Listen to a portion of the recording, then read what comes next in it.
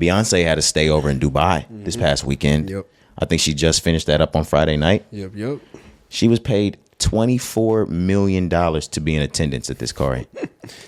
To perform for about 1 hour, right? Is that what it said? I got more on this. It says ahead of the Renaissance tour, Beyonce is set to reportedly make $24 million for a 1 hour long performance. Oh my God. On Friday, Beyonce is performing at the Atlantis the Royal Resort in Dubai, an invite-only private show, as reported by several sources. Some fans have already leaked the footage, though.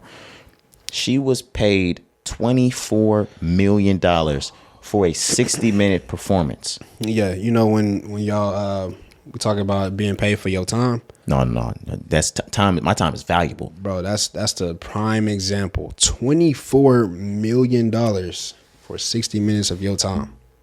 That is fucking crazy. Where do I sign? No cap. What the fuck?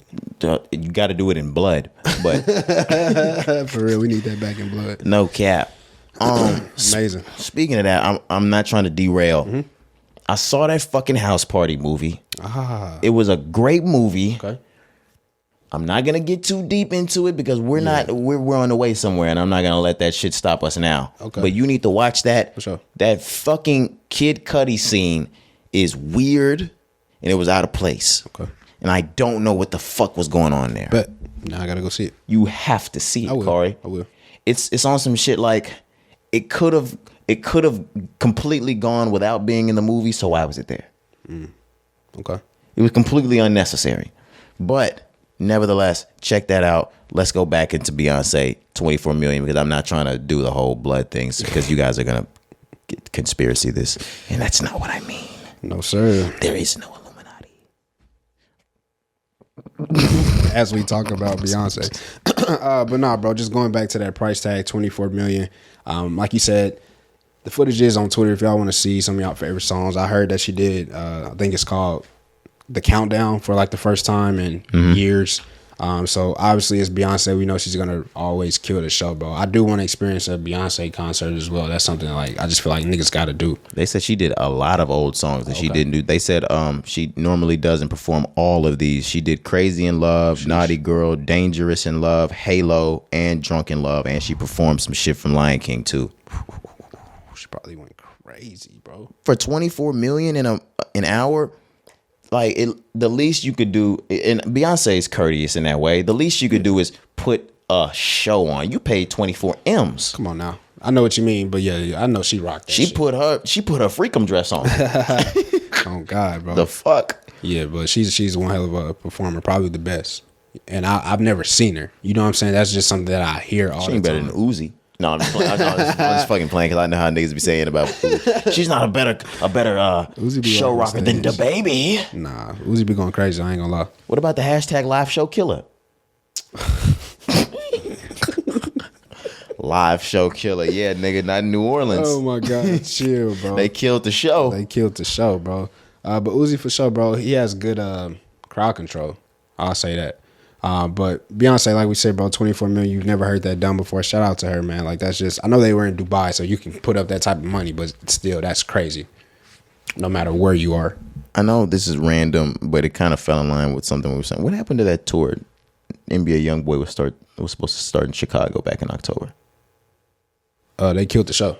Okay. Yeah, because somebody was gonna kill at the show. Yeah, right. I'm about to say they killed the show before niggas got killed at the show. Gotcha. Okay. All right. Makes sense. That makes a whole lot of sense. Hashtag stop the violence. Let's move on into this. We had a tidbit to get into from Beyonce. Oh, yeah. We were talking about this during pre-production, but we didn't want to get into it because we wanted to save it for the pod and for the listenership, for the viewership. Beyonce and Jay-Z have been together since the early 2000s, 02, 03, some shit like that, 01. I'm not even remember, 2000 maybe. Yeah. Over the years, they've grown not only to be the biggest in their genre, the biggest as a male, the biggest as a female, but moguls, multi-millionaires, billionaires, that type of shit. But what I asked Kari was, if it weren't for each other, who wouldn't be in the place that they were in right now? Man, great question. Of course, they both make it to their height. I'm not saying that they, at some point, they don't make it to where they are today. But whose road is longer had they not had each other?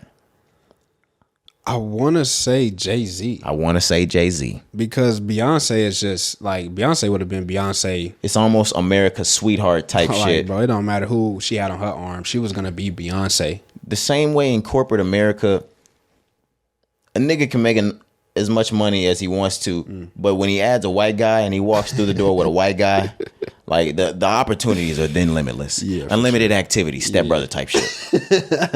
But that goes the same thing, or that goes hand in hand with somebody that's ilk is cut from the street.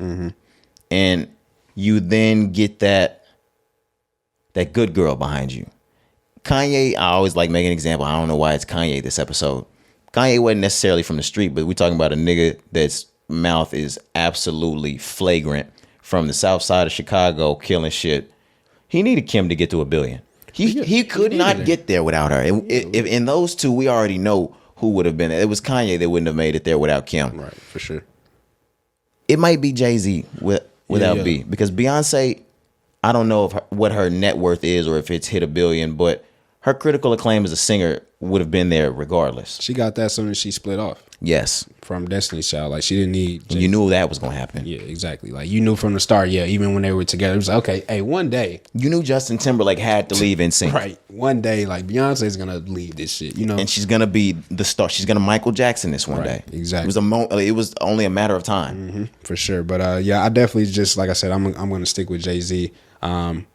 I would just say from the mogul status, this is somebody as a rapper still would have been a rapper. He probably would have still been in the business ventures that he has. Yes. But I'm saying as a mogul, him having Beyonce, that's how he got that title. Yes. And I believe that. And in the American dream, you come from poverty to a champion, rich, wealthy, but you got to marry the girl. You gotta get the you gotta get the girl. You gotta get the girl. A lot of this shit don't mean shit unless you get the girl, bro. Like, the story is not the story unless you get the girl. You have to get her. You gotta get the girl, bro.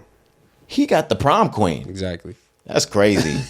Nah, shout out Jay. Like, all of that was to big up Jay. That nigga got the prom queen. For sure. Okay.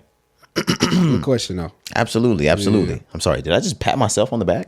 I was giving you your flowers, my bad. Bro. Good shit, bro. Thank you. Yep. Not roses though. They smell like boo boo. Shit.